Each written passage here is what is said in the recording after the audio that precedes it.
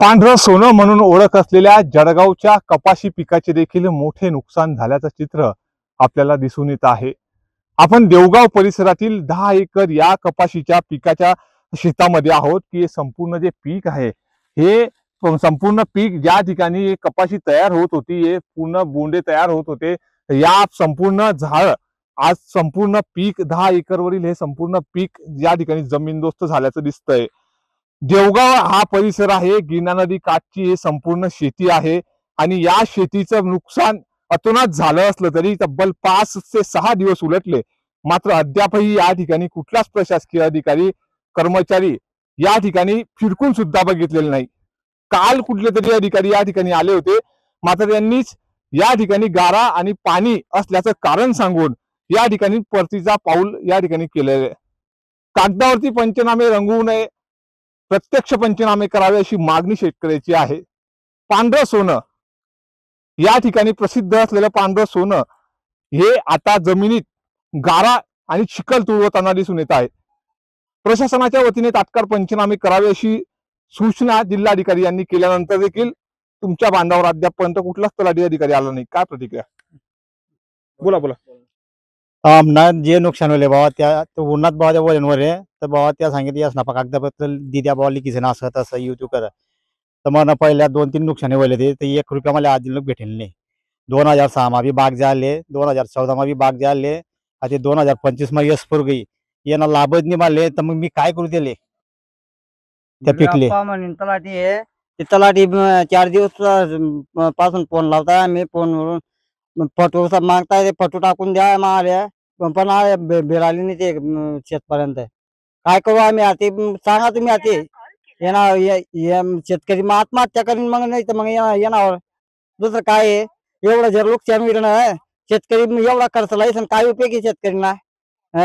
शेतकरीला पाहिजे नाही पण नाही तर मग नदी माकुदी जाणं पडेल या ठिकाणचं। हॅलो आप्पासाहेब नितीन बोलतोय, बोला ना। देवगाव परिसरामधील गिरणाकाठीची शेती आहे, कपाशीचं पीक, बरोबर। ते पूर्ण 10 एकरचं पीक पूर्ण जमीनदोस्त झालेलं आहे। हो हो। त्या शेतकऱ्यांचं म्हणणं आहे की अजून तरी कोणीच आमच्या या शेताच्या बांधापर्यंत आलं नाही। मग काल आलेल्या होत्या ना, ज्या तिथल्या ज्या सहाय्यक मॅडम होत्या ना, दुर्गा गावडे म्हणून मॅडम आणि कुठे सहाय्यक मॅडम आलेल्या होत्या काल। त्यांनी पाहणी केली, परंतु पाण्याचा ओसरलेला नसल्यामुळे तिथपर्यंत जायला थोडा प्रॉब्लेम असल्यामुळे काल त्यांनी तसा रिपोर्ट दिला आणि येत्या 4-5 दिवसात पूर्ण पंचनामे जेवढे पण असतील लागून त्या सगळ्यांचे पंचनामे होऊन जातील एवढ्या 2-4 दिवसात।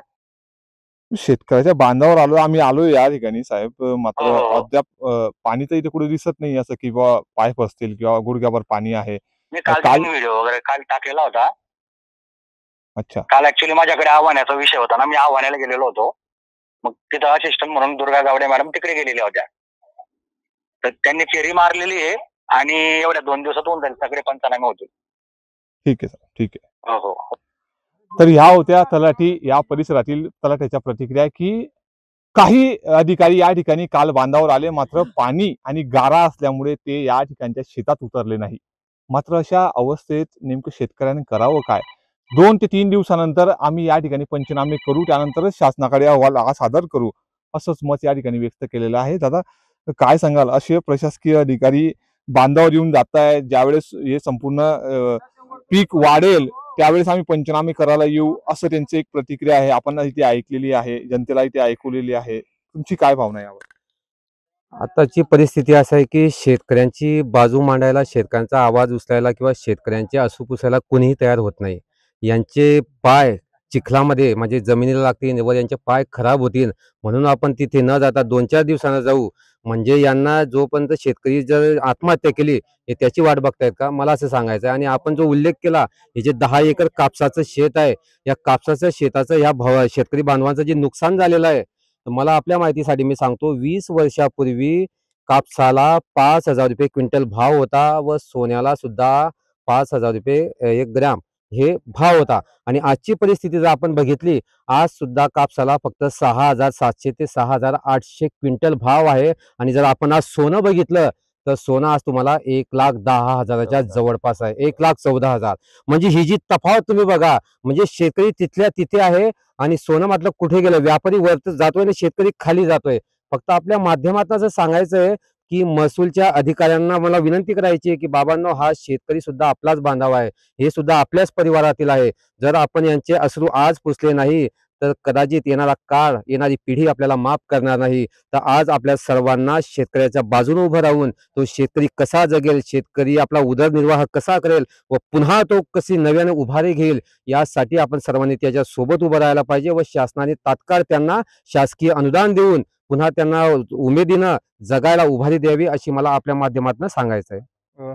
तर या होत्या संतप्त शेतकऱ्याच्या प्रतिक्रिया की ज्या पद्धतीने सोन्याचे दर गगनाला भिडत आहेत, तशा पद्धतीने पांढऱ्या सोन्याला म्हणजे कपाशी पिकालाही भाव द्यावा आणि जे अधिकारी बांधावर येऊन या ठिकाणी शेत कोरडं होण्याची वाट बघताय अशा शेतकऱ्यांनी तात्काळ शेतात उतरून या ठिकाणी या नुकसानग्रस्त शेताची पाहणी करून तात्काळ पंचनाम्याचा अहवाल तो जिल्हाधिकारी कार्यालयापर्यंत पोहोचवावा, कृषी अधिकारी कार्यालयापर्यंत पोहोचवावा, यांनी तात्काळ त्यांना या नुकसान भरपाईची मदत मिळेल आणि येणारा सण उत्सव चांगल्या पद्धतीने हा बळीराजा देखील साजरा करू शकेल, हीच माफक अपेक्षा या ठिकाणी न्यूज 18 लोकमतच्या माध्यमातून प्रशासकीय अधिकाऱ्यांपर्यंत आपण पोहोचवण्याचा प्रयत्न करत आहोत. नितीन नांदूरकर, न्यूज 18 लोकमत, जळगाव. नदी किनारले म्हणे यशपुरती 10 बिघा लायल 10 एकर ते पुढे बुडी ती बा तिले खर्च येले 70-80 रुपया मजुरी ऊन तानमा मी तिला जगाडी आईम टाईपले ते बा नदीमा बुडी की बा तर तिला खर्च नाही भेटना भरपाई, तो खर्च कस काही नाही मला देणार. आणि 2006 मा बी बाग झाला ते बी मला उत्पन्न भेटेल नाही. 2014 मा बी बाग बुडना बा ते बी उत्पन्न भेटेल नाही. आणि ते 2025 मा यशपुर येणं बी उत्पन्न नाही. रातभर दिवस कष्ट करतो बाबा मी जमीनमा येणं नाही लाभ भेटना, तर काही उपयोग नाही शेती करायची. त्यानं वाटणं मग उडी मारणी पडेल नदीमा गिरणा किनारे शेवट. काय मागणी आहे? काय भरपाईच पाहिजे मला शेवटची. किती भरपाई पाहिजे? आधी 10 एकरला काय देता काय नाही ते त्यांच्यावर आहे. ते नाव तुमचं? रामदास पांडुंग सोनवणे. या ठिकाणी जमीनदोस्त झालेला आहे, बांधावरूनच या ठिकाणी तलाठी सर्कल पलटून गेलेले, नंतर असं सांगण्यात आलं. खऱ्या अर्थाने इथल्या शासकीय अधिकाऱ्यांच्या आता मी काही प्रतिक्रिया ऐकल्या, स्वतः लाईव्ह पण काही घेतल्या की इथं 2 दिवसापूर्वी फोटो टाकले आणि मी तर असा आता पाठपुरावा केला. हे इथल्या संबंधित शेतकऱ्यांना तलाठी आप्पा आणि त्यांचे काही सेवक सांगतायत की आम्हाला फोटो काढून टाका. आणि मग तुम्हाला पगार कसला देतं शासन? तुम्हाला जर इथून फोटो काढून शेतकरी टाकणार आहे, मग हे पंचनामे असेच होणार आहे का? म्हणजे सगळा ऐसे को वैसा वैसे को वैसा सगळं असं चालू आहे याच्या त्याच्या भरोशावरती. काही कोणी कोणाकडे लक्ष द्यायला तयार नाही आहे. मुख्यमंत्री साहेब आले, दौरा करून गेले, त्याच्यानंतर इथले प्रशासन एकदम धीम्या गतीने काम चालू आहे. आजही ऑफिसला, प्रत्येक ऑफिसला मी तर बोलतो मीडियाला प्रत्येकाने एक लाईव्ह करायचं. इथले संबंधित एका टायमाला, जसं 1-2 तालुक्यातलं मी बघितलं, एका टायमाला जेवायला काय जातील, एका टायमाला कोण, प्रत्येक जण दौऱ्यावर आहे सांगतो, पण कोणी स्पॉटवरती नाही. याचं मूर्तिमंत उदाहरण तुम्हाला या शेतात भेटलं असेल. जगला काय बोलता ना, बळीराजाचं राज्य हो. अहो, बळीराजाचा आज हवालदिल झालेला आहे. शेतकरी जगला तर देश जगेल. या सगळ्या शेतकऱ्यांना आणि तुमच्या माध्यमातून मुख्यमंत्र्यांना विनंती वजा इशारा असेल की तुम्ही सरसकट ओला दुष्काळ जाहीर करावा. यांचं लाखोचं नुकसान झालेलं आहे, यांना यांची भरपाई भेटली पाहिजे. कारण हा शेतकरी जगला पाहिजे. शेतकरी जगला तरच आपण जगू. याच्यासाठी ओला दुष्काळ जाहीर करावा. हेक्टरी 50,000 का 1,00,000 रुपये बी अनुदान दिलं तरी या बळीराजाला कमी आहे. जसं तुम्ही उद्योजकांचं कर्ज माफ करता, तसं या शेतकऱ्यांना कर्जमुक्ती मिळावी ही माझी पहिली आणि शेवटची अपेक्षा असणार आहे. प्रमोद गंगाधर घुगे, शेतकरी पुत्र. बोला. आता एवढं नुकसान व्हायले, एवढं दाखल पण मोटर पण दाखल लेकरू सारखं वाढी लावणं पडत दादा. ते एवढं जर नुकसान होत, नुकसान भरपाई भेटत नाही दरवर्षी, तर काय करीन शेतकरी सांगा तुम्ही. ये ना काय करीन माणूस. अधिकारी आले होते, अधिकारी बांधावरून पलटून जातात, काहीच करतात नाही. त्या बांधावरून देखतात त्या आडी पाणी आहे आणि खाली गाळा आहे ना, आमका आहे डमका आहे असं सांगितलं. डायरेक्ट चालणार त्या काहीच देखतात नाही. काय वाटतं, काय मागणी? काय मागणी? जे बुडीत क्षेत्र आहे त्यांना मा 1 रुपये बी येत नाही. दरवर्षी बुडीत क्षेत्र काही येत नाही त्यांना मा. दुसरं काहीच नाही.